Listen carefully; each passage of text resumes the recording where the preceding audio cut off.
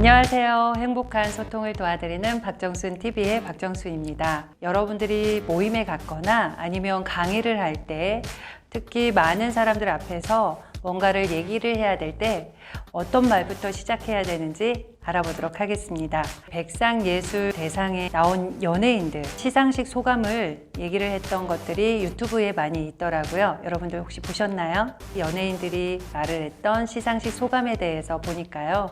다들 연기자라서 그런지 참 말씀들도 잘하시고 또 진솔하고 그리고 따뜻한 말들을 잘하시더라고요.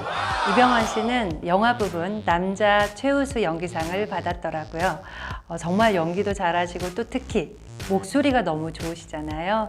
그래서 저희 학원에 오시는 분들도 남성분들은 특히 이병헌 씨 목소리처럼 될 수 있나요? 이렇게 얘기를 많이 하시는 편이에요. 그런데 이병헌 씨 목소리 당연히 그때 정말 좋았고요. 하지만 내용이 참 좋았었어요.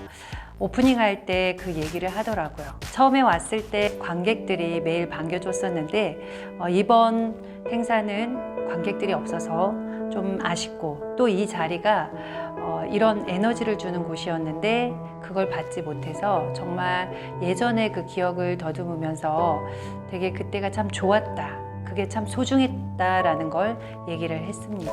남산의 부장들에 대한 얘기가 나오는데요. 그게 핵심이죠. 거기에 연기자들의 호흡에 대한 얘기를 합니다. 그리고 마지막 우리가 건강하자라는 얘기로 끝나게 되는데요. 오프닝, 바디, 클로징이라는 순서대로 말을 하는 모습을 볼 수가 있었습니다. 그렇다 보니까 대부분의 어떤 연기자들의 내용보다도 훨씬 더 체계적으로 술술술 들어왔던 것 같아요. 다른 사람들도 너무 잘했지만 이병헌 씨의 오프닝, 바디, 클로징 순서대로 구조화된 수상 소감이 더 자연스럽게 우리에게 들어왔던 것 같습니다. 여기에서 오프닝 멘트를 좀 얘기하려고 합니다. 7가지가 있어요.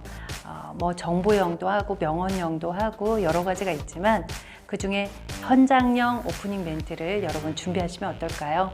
이병헌 씨가 현장에 느끼고 또 생각이 되었던 것들을 표현을 한 거였는데요. 강의를 할 때 강사들도 오프닝 멘트를 하는데요. 그때 현장형을 많이 쓰곤 합니다. 저도 마찬가지고요. 담당자의 친절함이나 그리고 그 시설이나 분위기 그리고 여기에 계신 학습자, 청중들에 대한 어떤 느낌을 표현하는 경우가 있습니다. 그런데 이병헌 씨도 현장에 있던 경험을 가지고 자기의 느낌을 표현을 했었거든요. 그게 훨씬 더 서로 청중들과 공감이 잘 되고요. 설득력이 있다고 볼 수가 있습니다. 그 모임 장소에 갔을 때 느낌이나 분위기 그리고 생각들을 한번 오프닝 멘트에 써보세요. 훨씬 더 준비를 덜하고도 서로 교감을 할 수 있는 그런 스피치가 되실 수가 있을 것 같습니다. 자, 오늘은 현장형 오프닝 멘트에 대해서 알아봤는데요. 다시 한번 백상예술대상 시상식에서 연기자들이 어떻게 수상 소감을 하는지 한번 다시 들어보시면 어떨까 싶습니다. 자, 그럼 다음에 다시 좋은 내용으로 오겠습니다. 여러분 안녕. 이렇게 오프닝 멘트를 한 다음 남산의